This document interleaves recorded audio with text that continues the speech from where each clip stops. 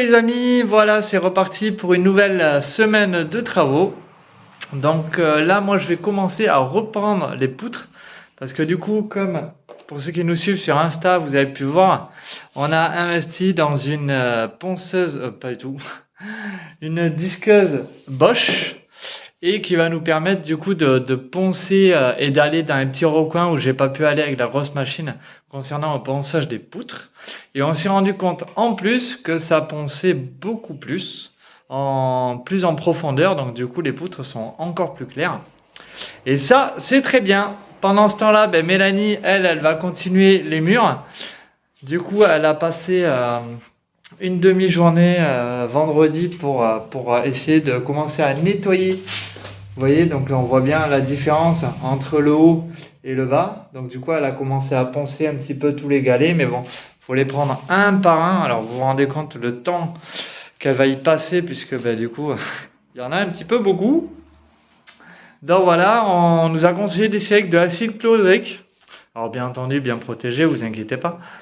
Mais pour nettoyer en profondeur à la fin les galets, ça s'avère efficace. Donc on vous dira ça. Et voilà. Allez, c'est parti.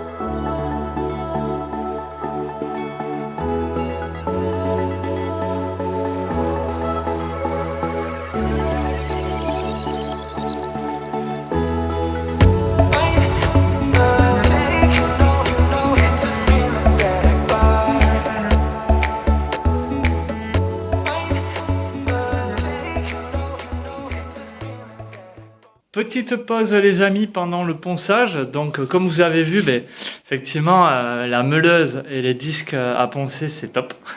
C'est entre ça et le Fartools, on se rend bien compte que oui, le Fartools ponce bien les poutres, mais va pas forcément en profondeur, contrairement à la meuleuse qui elle tourne beaucoup plus vite et du coup va bien chercher à la source.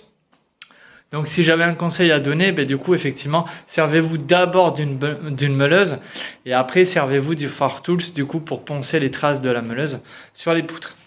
La meuleuse c'est très bien, comme vous voyez au-dessus, vous avez vu, ça la rend vraiment sublime. Elle est encore plus jolie qu'elle ne l'était avant. C'est top, c'est top.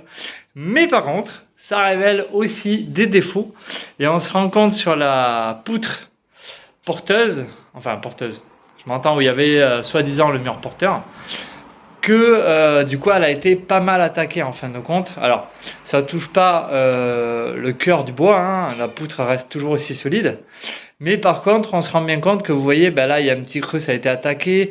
Tout le long, dans l'angle, ça a été attaqué.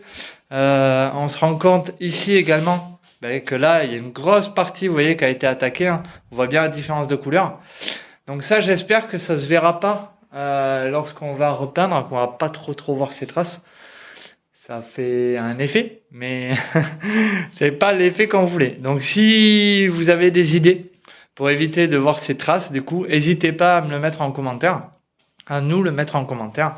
Donnez-nous toutes les idées, parce que du coup, ben voilà, on aimerait que ça fasse quand même une belle poutre linéaire, et donc avoir du coup ce qui est possible de faire. Donc du coup, je vais continuer les poutres, pardon. Donc là, je vais m'attaquer à la troisième poutre, la plus foncée. Ça va l'éclaircir un petit peu, mais ça va pas l'éclaircir comme les autres. Ça, faut pas rêver. Je pense que de base, c'est pas la même source de bois. Et je finirai par la petite dernière là-bas où il y avait la peinture. Et je pense qu'elle, elle va rendre par contre aussi jolie que la première que je viens de vous montrer. Voilà, sur ce, je vous laisse parce que, comme vous voyez, Feria demande des caresses. Hein, Pépette? Tu demandes des caresses? Voilà, donc il y a des priorités dans la vie, hein. Les travaux, caresser son chat. Je caresse mon chat.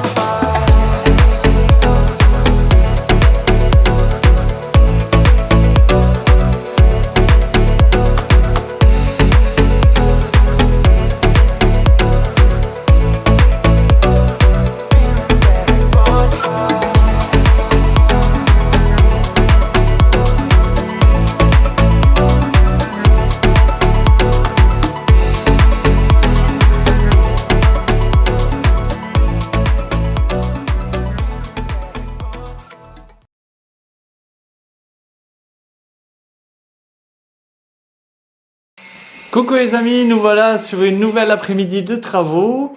Donc comme vous voyez, je suis pas tout seul. Mais ce n'est pas Nini, non, c'est Jeanne. Voilà, Jeanne qui remplace Nini le temps des travaux. Elle fait, du coup elle est en train de poncer la suite des galets. En espérant qu'elle y arrivera, c'est la première fois qu'elle le fait. Donc on va voir ce que ça donne. Moi, pendant ce temps-là, je vais continuer mes poutres, encore et toujours. Donc, il m'en reste pas beaucoup. J'ai 7 poutres à finir dessous et de l'autre côté. Et il me reste un petit peu celle-là à terminer. Le dessous, il me semble, et un petit peu le côté. Voilà. Et après, si tout se passe bien, je m'attaquerai du coup à l'autre côté de la cheminée. Allez, c'est parti!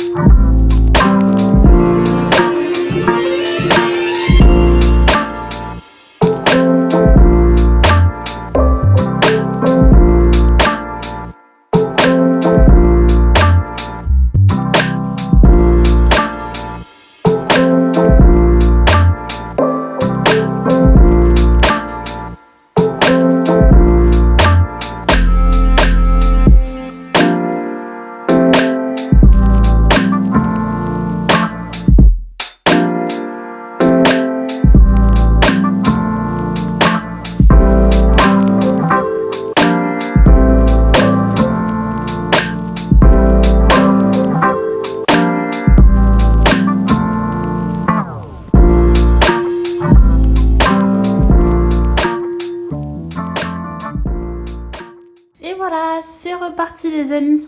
Je vais continuer le mur que Jeanne a bien avancé et il y a quelques jours, je la remercie encore. Là du coup il nous reste encore au moins 4-5 rangées tout en haut. Donc il faut vraiment tout gratter la chaux qui reste. Donc on gratte avec ça, je sais pas si je vous l'avais montré. Et à la base ça ressemble... Oh coucou petit chat. à la base, ça ressemble à ceci. Vous voyez, il y a une légère différence, mon toit. Voilà, c'est assez... Voilà. Et ensuite, une fois qu'on aura fini tout ce mur, il va falloir chaque galet encore reponcer avec ça, avec la meuleuse.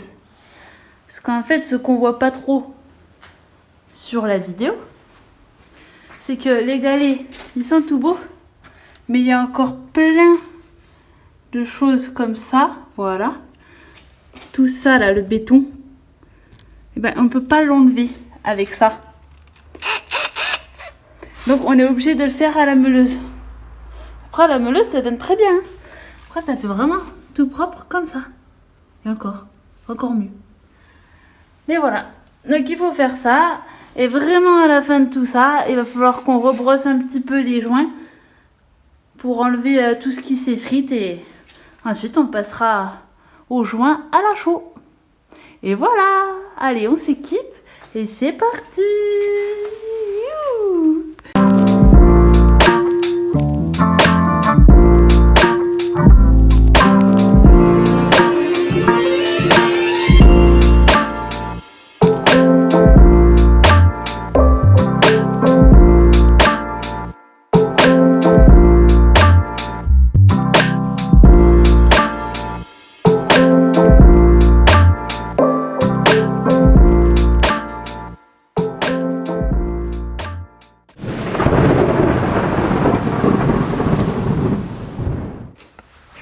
Joli.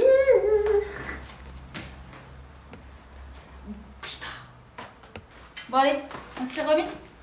Ouais, parce qu'on n'est pas là pour rigoler, hein. Maintenant que Mais là plus ça va, plus c'est clair. T'as vu, Il faut arrêter de poncer parce que du coup c'est trop clair. Elle fait tâche. Hein. C'est toi la tâche. Pistache.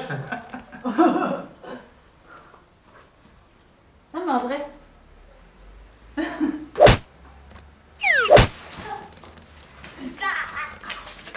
On est filmé, je te rappelle. C'est bien, vous pourriez l'utiliser.